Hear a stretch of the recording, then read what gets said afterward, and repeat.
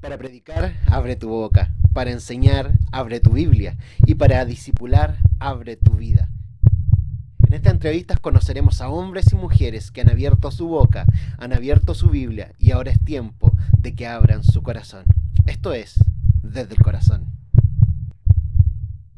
Hola queridos amigos y amigas, bienvenidos a un nuevo capítulo de Desde el Corazón, un programa que busca sacar estas cosillas que muchas veces no vemos de personas que están arriba del escenario, sino que las podemos disfrutar solamente a través de una conversación. Y esa es la idea, invitar a amigos que yo creo que todos deberían sentarse al menos una vez con ellos, alguna vez sentarse, conversar largo. Y el día de hoy tengo un gran amigo de invitado, Ricardo Díaz. Un aplauso para ti, ¿cómo estás? Hola Freddy, muy contento de estar contigo y sobre todo de ser parte de esta historia que está realizando mediante los medios y las redes sociales. Exactamente, ¿cómo te ha ido? ¿Cómo ha estado tu tiempo de cuarentena?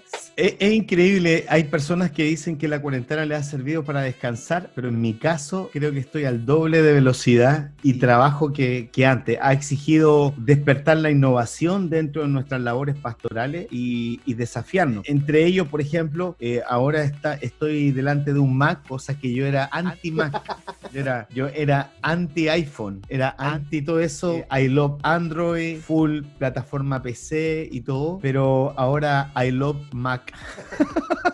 Yo también Los Mac son increíbles, son súper estables. Realmente siempre hay tiempo para cambiar, sí, siempre hay tiempo para poder cambiar. Sí. Yo también estoy efecto de un Mac y me cargaban, pero bueno, sí, son mucho más rápidos y generan cierta estabilidad que me encanta. Oye, vamos directamente a algunas preguntas y a la primera parte de esta entrevista creo que es la que más le cuesta a todos, entonces te quiero invitar a que nos cuentes tu testimonio en 3 minutos. Bueno, si no pueden 3, pueden ser 5. A mí me gustan los desafíos. De hecho voy a poner aquí el reloj para que está sonando, ¿no? Sí, dale.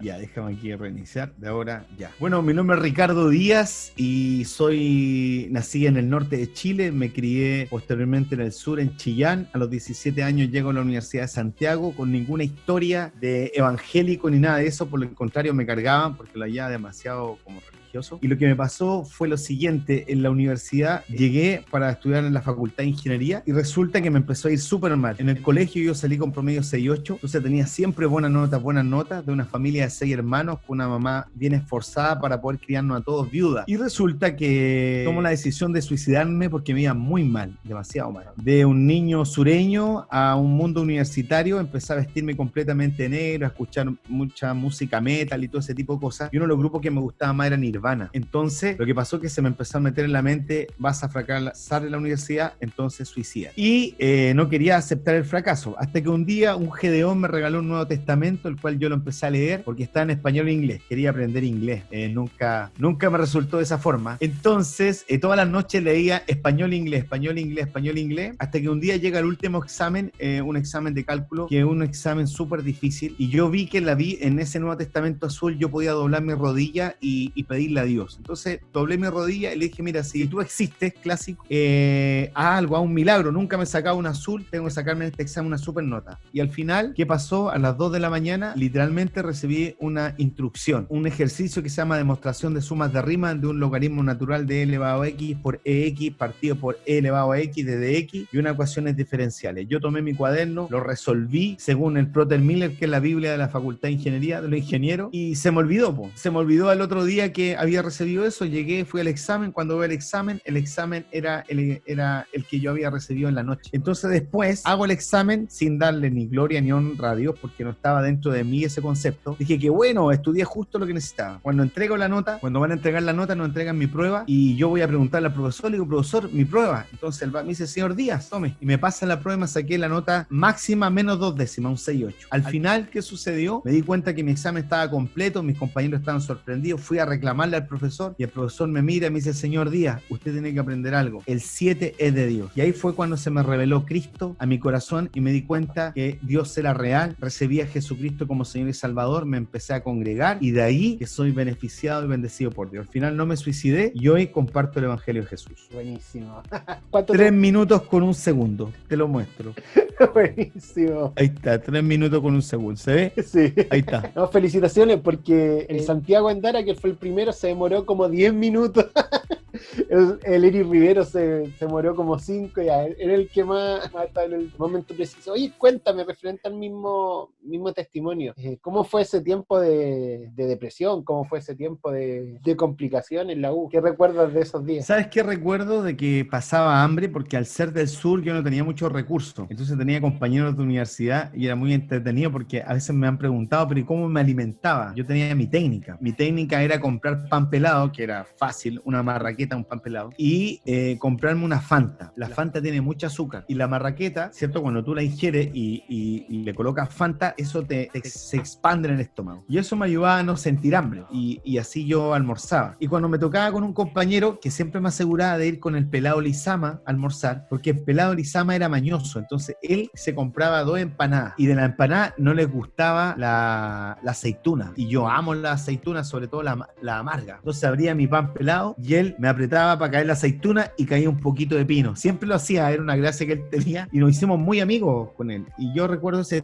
tiempo que con poco yo era feliz, o sea, con pocos gestos. El único problema es que estaba muy resentido con el sistema, porque no se ayudaba, o sea, no existían becas, un montón de cosas más. Al final el pelado Lizama fue mi mejor amigo y salimos juntos, hicimos la tesis juntos, y yo recuerdo que el cambio que yo tuve fue tan radical que pasé a ser un estudiante horrible, ¿cierto? O sea, mal hablado, siempre enojado y todo, a una persona ayudante de asignatura de otro ramo. Pasé a mis compañeros después, que yo obviamente me quedé reprobando 2 ramos al final, entonces me retrasé, pero algo pasó que después los pasé y me lo encontré al final y yo era ayudante de ellos al final, y ellos se preguntan ¿qué pasó? Bueno, me alcanzó la sabiduría, la inteligencia de Dios, el Señor hizo milagros sobre mi vida, y lo que recuerdo es eso, que realmente yo conocí a un Dios real, como dice el corito, mi Dios es real, real en mí. Porque a todo esto me congregaba al frente, como estaba la Universidad de Santiago, me congregaba en la iglesia que me quedaba más cerca, que era la Catedral Evangélica, y ahí, bueno, conocí lo que es vivir por fe y ser sorprendidos por el Señor. Así que mis recuerdos de universidad son muy lindos. Aparte de que en la universidad inicié mi noviazgo con mi esposa, la pastora María Eugenia. Ella era de la Facultad de Ingeniería Industrial y yo era de la Facultad de la Informática. Así que, como ya tener a Cristo, ya era inteligente, así que me casé con una mujer inteligente. ¿Y cómo ese camino? Inteligente. ¿Cómo ese camino de 2 ingenieros convertirse en pastores? ¿Qué pasó para llegarse a pasar eso? Es que es un camino de entrega. Uno debe entender esto. Tú y algunas personas quizás pasaron lo mismo que yo.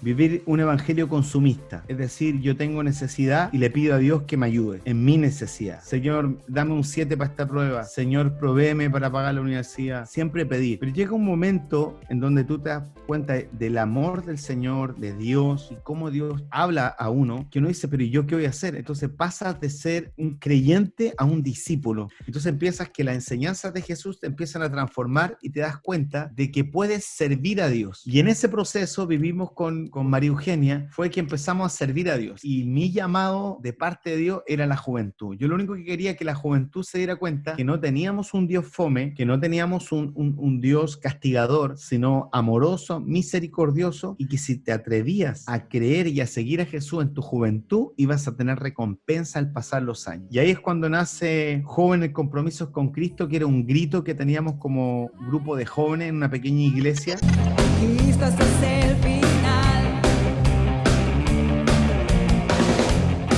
Que esto cuando acabará, pero aún estás a tiempo. Nudos desechos serán. Y ahí se llamó después JC3. Y JC3 significa Jóvenes Compromiso es con Cristo. Son las 3 C. Jóvenes Compromiso con Cristo. Entonces, como era muy ingeniero, JC era el cubo. Y después se cambió a JC3. Terminó después con los años y toda la historia. Terminó siendo una banda de música juvenil que tú lo ubicas, JC3 Band. Y hay video en YouTube. Entonces, al final fue una carrera de muchos años. Nos desarrollamos profesionalmente. Mi esposa, profesora profesora en estudios superiores, yo también me desarrollé como ingeniero, mi esposa termina su ingeniería, posteriormente seguimos estudiando, perfeccionándonos, y llega un momento en que el Señor habla a nuestra vida, habla a la vida de mi esposa. Yo siempre quise ser pastor, pero no era feo decir que uno quería ser pastor. Yo no quería ser pastor por querer ser pastor, sino que ardía algo en mí para pastorear, es decir, guiar a las personas a vivir su fe, una fe real en Dios, una relación real, una vida cristiana genuina. Y bueno, creo que a las personas que aman hacer eso con otras personas es porque tienen un llamado pastoral. Bueno, posteriormente lo entendí bien cuando mi pastor Billy Bunster, quien fue mi pastor, quien me formó en el ámbito pastoral, lo vi. Y mi esposa le habla al Señor, y obviamente cuando Dios le habla a la esposa, mejor yo feliz, porque Dios me había hablado siempre, pero le habló a ella, y a cierta edad ya habíamos comprado nuestra casa, teníamos nuestro vehículo, teníamos una vida muy, muy, muy bien, gracias a Dios, bien provisto. Eso pasa cuando te casas con una ingeniería industrial, todo ordenadito, y Dios nos llama a abrir una obra, y eso fue maravilloso, porque después de todo un proceso dentro de la congregación donde nosotros pastoreábamos jóvenes, se da toda una instancia, y nuestro pastor nos envía a abrir una obra donde el Señor nos mostró que fue abrir una obra donde hay menos congregaciones dentro de la región metropolitana, ¿cierto? Que es el sector oriente de Santiago, y llegamos a la comuna de Las Condes a abrir tiempos de fe, nos ungen pastores principales, y comenzamos la obra en un hotel, en una sala de hotel, allí en el sector oriente. Qué lindo. ¿Cómo ha sido para ti este llamado a pastorear la juventud? Cuando te dicen juventud a ti, ¿qué es lo que más te mueve dentro de tu estómago, dentro de tus ganas? ¿Cuál es tu mayor pasión ahí? Cuando a mí me dicen juventud, yo me imagino un reino medieval que yo lo titulo en mi cabeza el reino de Prigueresa, donde hay jóvenes que son príncipes, es decir, van a puro conversar, pasarlo bien, disfrutar del reino, donde hay jóvenes que son guerreros, cada día es una batalla, vivir su evangelio, vivir la vida, estar luchando por obtener una profesión o poder generar recursos para establecer una vida, y hay jóvenes que son reyes, es decir, que ya han terminado esa etapa y que están buscando su reina para hacer su reinado. Entonces, y encuentro en medio de este reino a un conjunto de jóvenes que son sacerdotes, que guían a los príncipes, a los guerreros, a los reyes, que los aconsejan y que le ayudan a avanzar en este reino, donde en este reino hay beneficios, donde hay leyes que muchas veces he atacado, ¿cierto? Y esta juventud de pronto es sacada por el reino opuesto, que es el reino de las tinieblas, que busca quitarnos a los príncipes, ¿cierto? Robarles su identidad, tomar a los guerreros, ¿cierto? Y quitarles su propósito en sus batallas, vencerlo allí, y a los reyes poder saquearlo. Entonces, cuando a mí me hablas tú de juventud, eso hay dentro de mi mente, como un reino medieval en donde estamos aquellos que hemos decidido, con gracia de Dios, sabiduría, inteligencia, mostrarles que nunca dejen el reino de Dios por el reino de las tinieblas, y que si son traicionados por el reino de las tinieblas o engañados y se han ido, que puedan volver, que aquí los estamos esperando para poder sanarlos, restituirlos, enseñarlos en el nombre de Jesús. Y la última pregunta referente a tu testimonio. Tu esposa. ¿Quién es tu esposa? ¿Quién es tu familia? Preséntanoslo un poco y qué finalmente te inspira en ello. Bueno, mi esposa, su nombre es María Eugenia. Ella es una mujer muy inteligente. Tiene la capacidad de detener un tren a 250 kilómetros por hora en menos de 100 metros. Tiene un lenguaje tan asertivo que muchas veces es el lenguaje que a mí me hace falta en algunas situaciones. Cuando puede ser una mujer muy tierna, pero también puede ser una leona, capaz de defender a sus cachorros. Y es la mujer que tiene un pañuelo que ha secado mis lágrimas, que cuando he sido herido ha sido quien ha estado al lado mío. Y sobre todo cuando no he sido comprendido en algunas situaciones, en la que logra discernir, decir las palabras correctas y poder entrar a mi corazón, poner las cosas en orden, guiada por el Espíritu Santo, hacer limpieza, dejar todo en orden y al otro día seguir adelante. Esa es María Eugenia. Y mis hijos son un testimonio de la obra del Señor. Juan Pablo es con quien aprendimos a ser padres, pobrecito de él. Y aún todavía con sus 17 años aprendemos juntos, por lo menos. Ahora tiene opinión y él ya cuando nos equivocamos, por último nos hace que nos demos cuenta que nos equivocamos. Y Zoe, su nombre, como dice, es vida de Dios, porque es un milagro. Es uno de los testimonios que llevamos cuando parecía todo perdido, cuando había un diagnóstico evento adverso. Entró la mano de Dios en el útero de mi esposa, hizo un milagro en ella, que ella se iba a llamar Victoria, pero después del milagro que Dios hizo sobre ella, se pasó a llamar Zoe. Y regalona. ¿Cuántos años tiene? Ella tiene 10 años, me mira, me deshace y sabe dónde llevarme, cómo llevarme, y sabe transformar los no del papá en sí. Es una gracia que tiene Dios. Ultra creativa y siempre está buscando crear, construir, cocinar o hacer algo distinto. Y cuando no quiere hacer nada, lo hace notar y no hace nada. Se acabó. Tocaste algo que es importante y que son los dolores que has tenido, cosas que te han costado durante este tiempo. Dentro de todo tu ministerio, ¿qué es lo que más te ha costado llevar adelante? A mí lo que me ha costado llevar adelante es pensar que todos me entienden. Yo siempre asumo que todos entienden y conocen mi corazón, pero lamentablemente en el camino del reino de Dios hay personas que dudan de ti, o dudan de tu llamado, o dudan de la obra de fe que vas construyendo, y no que duden porque no son cristianos, sino esas personas que se confiesan seguidores de Jesucristo, pero a veces son usadas por Satanás. Pero en el momento y en las experiencias que he tenido con ese tipo de personas, en el momento no lo comprendo, no lo entiendo, pero al pasar los años me doy cuenta que Dios permite encontrarse con ese tipo de personas porque son necesarias para que tú puedas de pronto bajarte los humos, ser más humilde. Son instrumentos al final que Dios permite que te golpeen para hacerte más fuerte, o simplemente que te tiren estiércol con sus palabras para abonarte aunque a ti no te agrade. Y lamentablemente en el reino de Dios hay mucha gente como esa, pero cuando uno tiene puestos los ojos en Jesús, te das cuenta que al pasar el tiempo tú das gracias. Y claro, doy gracias por esas personas, pero al pasar el tiempo, después de un proceso de sanidad, restauración y todo eso. Porque, claro, yo creo que hay personas que tienen una visión del evangelio, que si tú no estás dentro de su visión, entonces estás mal. Pero yo creo que eso ha ido cambiando con los años porque hoy día tenemos mayor acceso a la información, porque hoy día la gente tiende a escuchar más en lo que por lo menos me ha pasado. O la otra opción es que donde yo estoy más viejo, ya tengo esa sabiduría y esa experiencia que cuando pasa eso mejor guardar silencio. Un día mi esposa me decía, como dice en la Biblia, callar es de reyes, hacerse el loco es de reyes. Así que a lo David nomás de pronto se viven, pero yo creo que los momentos más difíciles fue cuando me encontré con gente como esa, que quizás me podía haber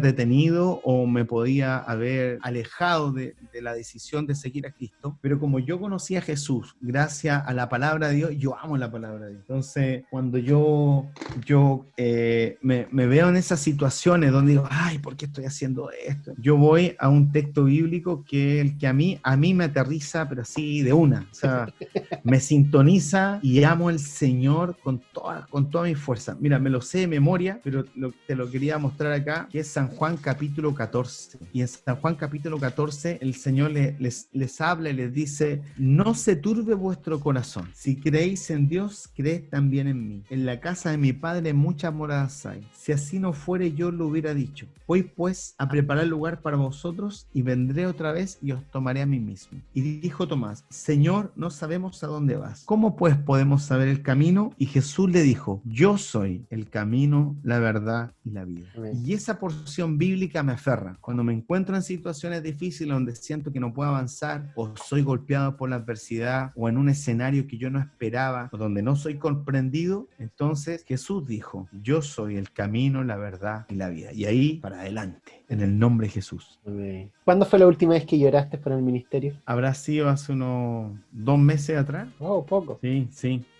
Fue una situación que hay gente que uno ama cuando uno ve una persona y ve la obra de Dios, cómo se desarrolla en eso, en donde uno genera unos vínculos tan fuertes como pastor, tan fuertes, y de pronto esas personas que tú amas, que te ha tocado llevarlas a Cristo, bautizarlas, discipularlos, viajar juntos, servir al Señor y ver cómo Dios los prospera, los bendice y todo, ver a una de esas personas decirte, ¿sabe qué? Usted ya no es mi pastor, así que me voy. ¿Y por qué? No, es que ya lloré al Señor y me voy. Y quedé así como, perdón. Y eso te golpea. Y bueno, pero es el rol del pastor.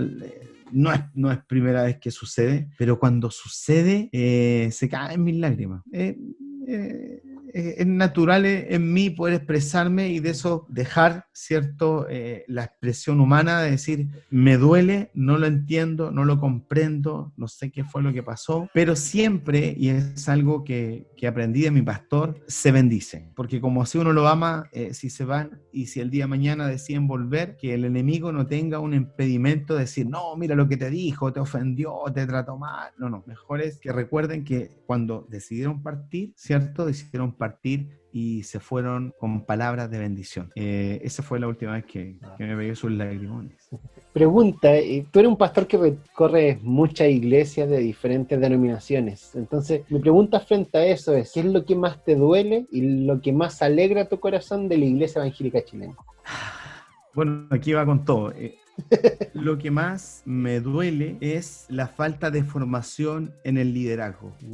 Tenemos un liderazgo que faltan Timoteos. Yo creo que esa es la frase. Si tú me preguntas a mí, me duele que faltan Timoteos. Hay muchos líderes que han entregado su vida, tienen obras de fe, testimonios de vida, pero no se ven sus Timoteos, no se ve esa gente que crece con ellos, esa capacidad de formación. Hoy día los pastores más jóvenes, estoy hablando de pastores más jóvenes de 50 años, 55 años, tienen esos Timoteos. Yo creo que fue por un proceso de formación que como se ha desarrollado el concepto de liderazgo, de darse, formar a otro, yo creo que esa generación, pero la generación sobre los 65 años, 70 años, cuesta. Y yo creo que eso es triste porque cuando parten estos tremendos hombres de Dios, terminan peleando en la congregación, algunos se van para allá, se van para acá, y falta trabajar lo que llamamos el legado, pero no solo el legado organizacional, sino un legado de la visión que Dios te dio y poder avanzar. Pero en los pastores hoy día de 50 y tanto, entre 50 y 60, he visto algunos pastores que tienen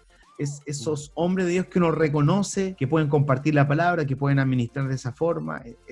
Y lo que a mí más me alegra, siempre me alegra cuando estoy con pentecostales, con metodistas, con asamblea, con presbiterianos, con bautistas, que tenemos muy lindos amigos allí, o con neopentecostales. Lo que me alegra es que tenga el privilegio de poder compartir una palabra de Cristo. Y eso a mí me alegra. Me alegra tener esa posibilidad de poder abrir mi boca y compartir lo que he recibido de parte de Dios, siempre centrado en Cristo. Y a mí me bendice. Yo siempre doy las gracias a los pastores que permiten que me inviten sus líderes de jóvenes, o a veces pastores que me invitan a misiones.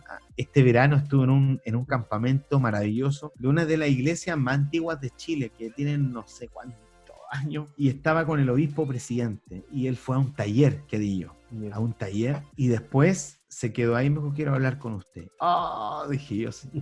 Y sabes que él abrió su corazón, me manifestó sus preocupaciones y me sentí honrado de estar con un obispo que tiene una misión de años, con congregaciones que llevan, o sea, nuestra historia en Chile, son parte de la historia de Chile, y que abriera su corazón con una sencillez y pudiéramos conversar con respecto a qué es lo que está pasando hoy día imagínate todo lo que pasó después ahora en el resto del país, en el tiempo. Me bendijo mucho. Esas cosas me alegran mucho. Cuando pastores confían en que en mi corazón hay una palabra de Dios para compartir en sus eventos, en sus actividades, aniversario y eso a mí me alegra un montón. ¿Quiénes son tus referentes? ¿Quiénes son la gente que tú sigues? ¿Quiénes yo sigo? Sergio Velar. Pero quiero decirte, si tú quieres ser protagonista de un cambio, una transformación en tu generación, hay que subir. Y quiero que recibas esta palabra de fe. Viene para tu día, para tu vida, para tus sueños, una nueva posición. Yo quiero decretar en el nombre de Jesucristo. Sergio Velar es uno de los pastores que sembró una palabra en mí cuando yo era joven en un congreso en Córdoba, y que Dios me permitió con los años después cultivar una amistad con él de forma maravillosa. Obviamente mi pastor Billy Bunster, ¿cierto? Que mi formador, Germán Ponce de Honduras.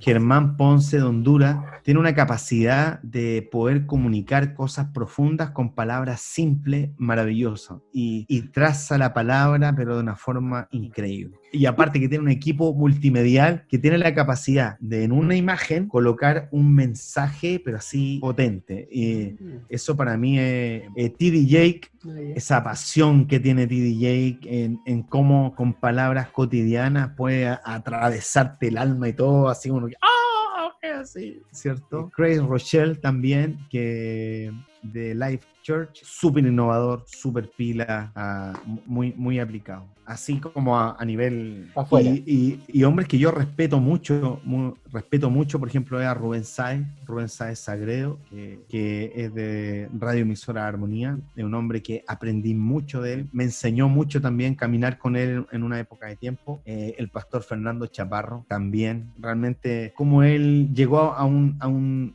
nivel, ¿no? Es que él hacía estos congresos, cada un pozo nuevo y todo, y le abrió la mente a muchos a escuchar una palabra de personas que era difícil, porque acuérdate que no existía YouTube, o sea, en esos años ni siquiera se hacía streaming, o sea, no existían esos conceptos. Entonces poder ir a un Caupolicán y poder ver esos tremendos hombres de Dios, tremenda bendición. Así que ellos a nivel nacional. Si pudiera recomendar a una persona que no es tan conocida, si pudiera recomendar a alguien que tú digas, mira, sé que tiene menos de 2.000 seguidores en Instagram, quizás no mucha gente, pero vayan y escúchenlo, ¿quién sería? A un youtuber que se llama Freddy Predica.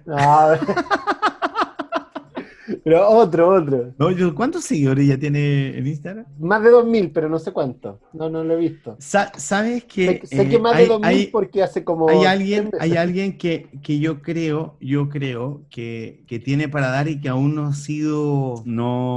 está ahí en un proceso. Se llama Israel Valdés. Yo he tenido Israel Valdés. He tenido la oportunidad de compartir con él en algunas ocasiones y en mi corazón yo diciendo que él tiene mucho que dar por la pasión, porque cuando tú lo ves a él no es conocido, porque te podría nombrar, ¿cierto? A Kevin de Copiapó, a Mauricio Sepúlveda de Los Ángeles, Hugo Chávez, el coronel de Lota. Le digo coronel porque está en coronel, el coronel Hugo Chávez, y se llama igual que Hugo Chávez. Nelson Concha, ¿a quién más tenemos? Bueno, a Pablo Galá de Punta Arenas, el pastor Ampay de Chiloé, Priscila Steven de La Serena, por ejemplo. Hay varios que están allí, pero así que, de hecho, yo todavía ni siquiera lo he invitado a compartir, predicar alguna cumbre, alguna actividad, pero yo creo que ahí hay algo de Dios muy potente y es mi pasión, ¿eh? Si tú me preguntas qué yo disfruto, encontrar a los que nadie conoce todavía, pero tener el privilegio de escucharlos predicar y decir, oye, aquí hay por ejemplo, hay un ministro de alabanza en La Serena, no recuerdo el nombre de él, pero él toma el piano y es espectacular. Una presencia de Dios cuando él adora, es maravilloso. Y también, por ejemplo, Richard de Cristo tu única esperanza, también toma la guitarra, Dios lo usa de una forma maravillosa, en ese aspecto. Y bueno, algunos ya que en el caso nuestro, que me han estado tocando formar, Aarón Abimelech, creo que es un excelente predicador para jóvenes, carga también con autoridad para poder compartirla a los jóvenes. Buen nombre. Hay una gracia, claro, y tiene un nombre bíblico. Aarón Abimelech. Con ustedes, Aarón Abimelech. Muy sujeto, él es un tremendo. Ignacio Fuente, que también lo conozco de su adolescencia, es un ministro de alabanza muy lindo. Está Nehemías Moya, también Florencio y Lisset, que es un matrimonio también muy lindo, que he estado formando en lo que es la palabra. Cristian Alvarado, también un excelente predicador que fluye también con dones proféticos, con palabra de ciencia, a eso me refiero en el contexto con ustedes, palabra de ciencia. Tiene dones, claro, porque hay que ajustarse al lenguaje para que podamos entender qué es lo que... Y así, pues. Bueno. Te metiste algo que lo nombraste, las cumbres. ¿Cómo nacen las cumbres? ¿Qué se viene? Las cumbres nacen de un fracaso. Claro, las cumbres de jóvenes que nace hace 18 años atrás, líder de jóvenes, yo, y se me ocurre ir a la Torre Entel. La Torre Entel, en la Torre Entel, para que estos se van a reír, estamos hablando hace 18 años atrás. Tú para llamar al extranjero, no existía esto, y tenías que ir a unos teléfonos azules con ficha. Tenías que buscar dónde comprar la ficha, ir al teléfono azul, colocar y llamar. Sí existía internet, pero así muy básico. Y yo consigo el teléfono del vocalista de Rojo, ¿ya? Y yo llamo y digo, aló, no recuerdo el nombre en este momento, el vocalista rock, pero disculpe, ¿Emanuel ¿sabe que Espinosa? yo? Sí, ¿no?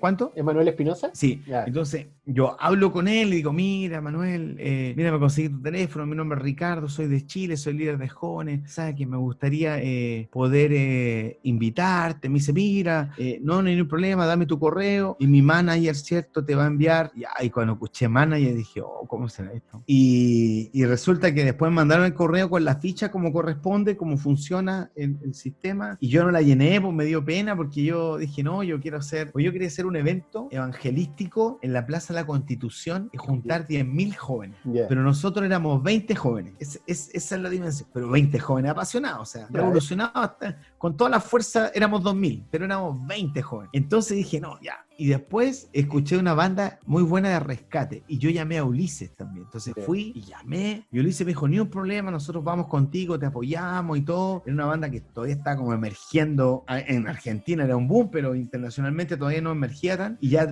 traerlo a Chile, ya vamos a traer. Bueno, la cosa es que presento el proyecto, hago un video, a los jóvenes lo entusiasmo y empezamos a juntar dinero para poder traerlo. Pero resulta que en eso que empezamos a juntar dinero, yo tengo mis tiempos de oración, pues pedirle, Señor, mira, quiero que pase esto, Señor. Y yo en mi corazón siento un mensaje, yo no estoy en eso. Dije, ¿cómo que no estoy? No te voy a respaldar. ¡Oh! Y ¿sabes lo que es estar en un proyecto para Dios y que Dios no esté en ese proyecto? O sea, no tener paz para que Dios no esté. Yo me quería morir y dije, no puede ser.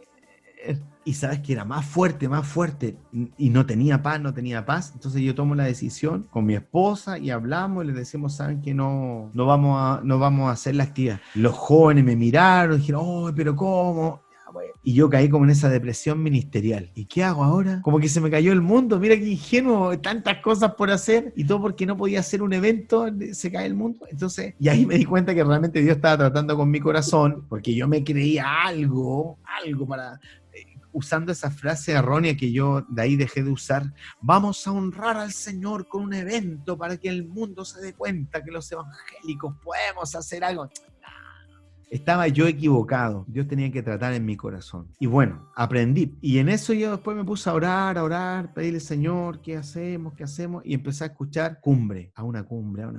Y empezaron a venir unas ideas maravillosas. Entonces, ¿por qué digo maravillosa? Porque viene eso especial que dice, busca a los que nadie conoce, pero que yo conozco. ¡Oh! Dije yo.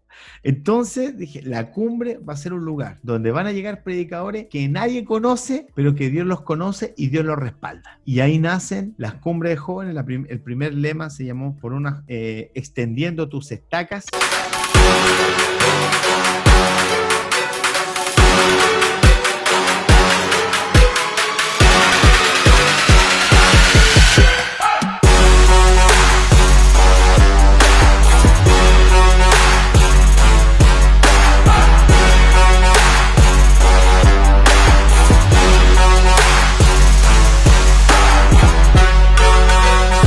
Yo le pedí a un joven que me hiciera el afiche hace 18 años atrás. Hizo un afiche así como con un desierto, con un palo, como una estaca, como que salía del afiche. Era raro el afiche. De hecho, la gente lo miraba y decía, qué raro. Claro, porque era 3D. Era un afiche 3D de hace 18 años atrás. Y yo decía, claro, nadie entendía que era el 3D, pero era un palo que salía así como una estaca en el desierto. Igual a mí me identificó y a mí las cosas nuevas, innovadoras, me llaman. Entonces yo dije, no, y hay que apoyar al joven. Además lo hizo con mucha pasión el cristiano, así que hicimos por una juventud. Entonces, extendiendo tu estaca. Y ahí realizamos la primera cumbre y ahí comenzamos el proceso que ya lleva 18 años por misericordia de Dios ininterrumpido, ¿cierto? Empezamos a hacer cumbres y ahí ya pasaron cosas maravillosas hasta el día de hoy, que se realizan estas cumbres a lo largo de todo el país, buscando siempre dar ese espacio para que conozcamos predicadores jóvenes y que quizás sí los conocen en su misión, pero no los conoce el resto del cuerpo de Cristo. Entonces ahí es un tiempo muy lindo, muy especial, y hasta el día de hoy el diseño sigue funcionando muy bien. ¿Cuántos ¿Cuántos jóvenes habrán pasado en estos 18 años? Ay, Dios mío. No predicadores, sino en general. En general, mira, cuando celebramos los 15 años en Cristo Tu Única Esperanza, llegaron jóvenes con sus hijos que tenían 15 años, a ese nivel.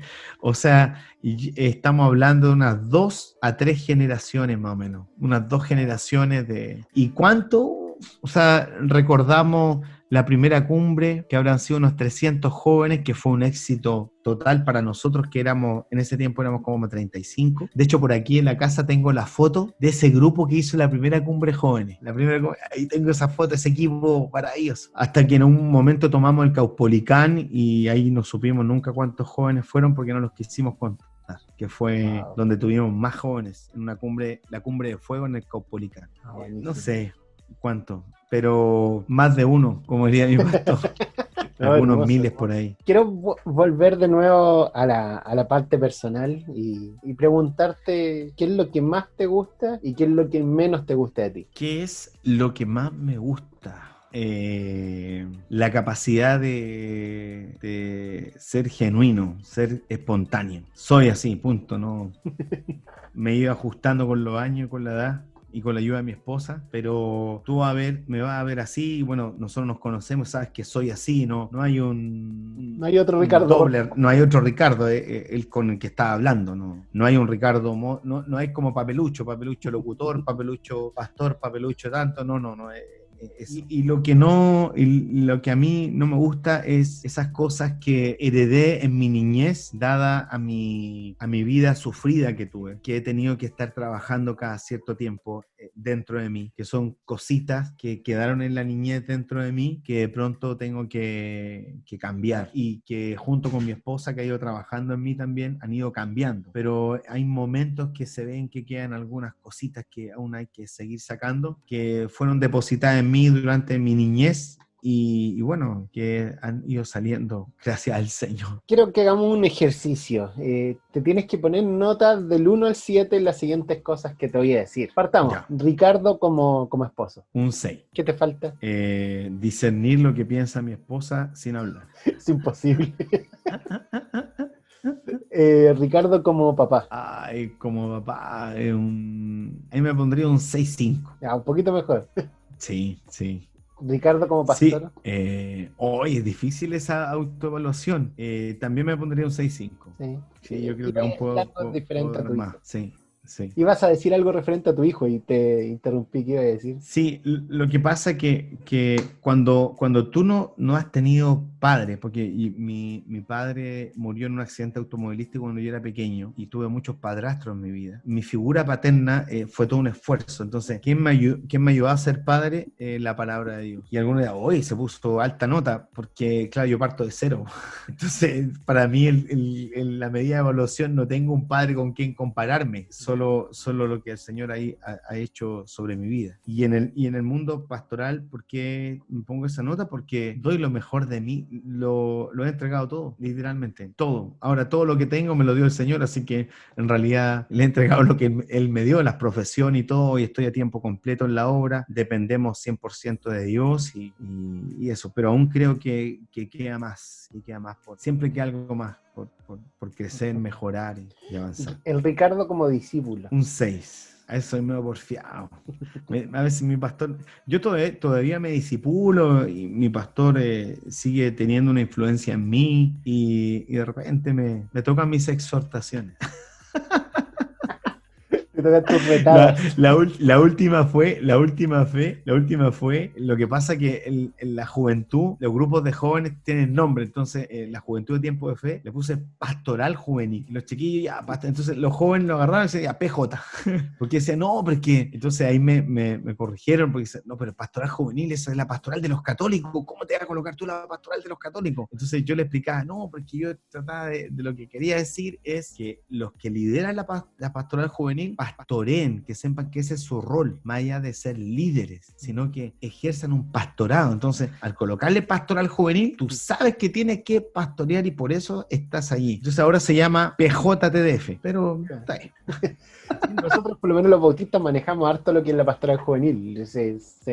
Ya no me suena católico, pero entiendo Entiendo. Claro, en el mundo más neopentecostal, sí, pues es como más complicado. El Ricardo como amigo. Ah, yo creo que un 5 ahí. ¿Por qué caíste? Sí, lo que pasa que a veces me gustaría estar más presente, dar más de mí en lo que son las amistades y a lo más que hago es llamar, preguntar, saber cómo estás. Pero de pronto me gustaría visitar, honrar. Creo que ahí estoy al debe en el Ricardo como amigo. Yo creo que podría ser más. Yo creo que podría ser mucho más, pero me falta todavía, me falta ahí el cómo yo veo una amistad. De hecho, tengo amigos que hablamos todos los meses y para ellos es súper valioso porque están en región, en otros lados. Entonces vamos cultivando una amistad. Ojo que estamos hablando cultivando una amistad física porque no son los amigos de Facebook, de Instagram, no son los amigos que nos podemos sentar a tomar un café, que yo te puedo llamar y contar algo personal y no tengo que decirte, oye, cuidado que esto no se lo va a contar a nadie. No, o sea, de confianza. De amigos? ¿Cuáles son los nombres de sus amigos? Gonzalo Puebla, Eriel Rivero, Israel Chaparro, Mauricio Sepúlveda. Te tengo en mi lista de amigos también Freddy Villarroel. ¿Qué otro? Eso más o menos. Eso, y cultivando una amistad, claro, el Pablo de Punta Arenas, cultivando una amistad también con un matrimonio bien lindo de Priscila y Joel en La Serena.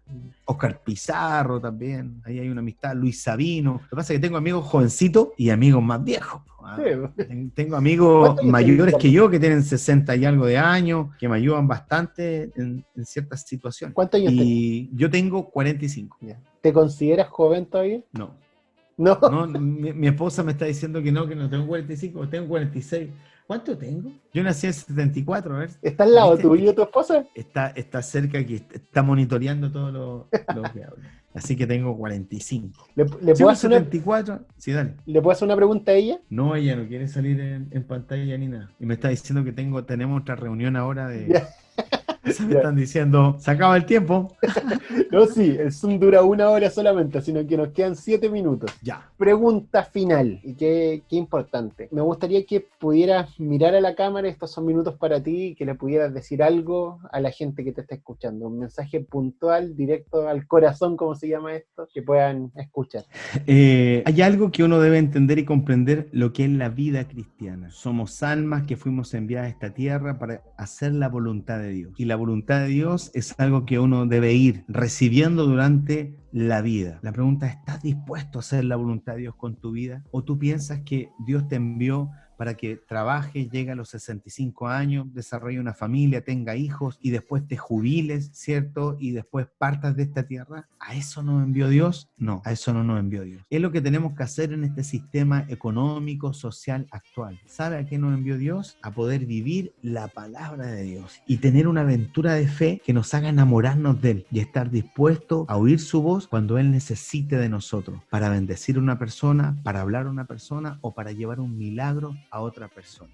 Mucha gente necesita ser llamada, pero lo que dice la Escritura, que tenemos que ser enviados. Y a mí me gustaría que no te estancaras en tu vida cristiana, que no lo encierres a una estructura organizacional religiosa. No. Esa estructura organizacional religiosa, ese es el hogar espiritual que Dios te dio, con tus hermanos, con la forma de ordenarse en la casa, pero en ese hábitat tú lo que debes buscar es hacer la voluntad de Dios con tu vida, con tu familia. Y cuando llegue el tiempo, cuando te presentes ante el Señor, Él te diga, buen siervo fiel, lo hiciste súper bien, pasa al gozo de tu Señor.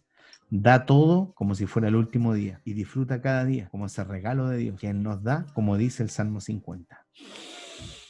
Todo lo que respira, alaba al Señor. Amén. Muchas gracias, Ricardo, muchas gracias por esta entrevista. Un gran abrazote a la distancia, un gran abrazo a tu señora, a tu hijo. Y bueno, nos vemos en el próximo capítulo de este programa Desde el Corazón, donde buscamos sentarnos con personas que inspiran, que finalmente nos llegan al corazón y nos pueden enseñar muchas, pero muchas cosas. Gracias, Ricardo, muchas, pero muchas bendiciones. Gracias, Freddy, y la verdad yo te agradezco por ese día que nos encontramos, nos conocimos, que te atreviste a acercarte a mí y me dijiste, ¿te puedo hacer un video? Y yo te dije, bueno, ya. Y ahí quedó el cubo Rubik consagrado en... De hecho, lo publiqué en LinkedIn el otro día. Buenísimo. Bendiciones. Chao. Un abrazo, gracias. bendiciones. Chao. Bye. Desde el Corazón.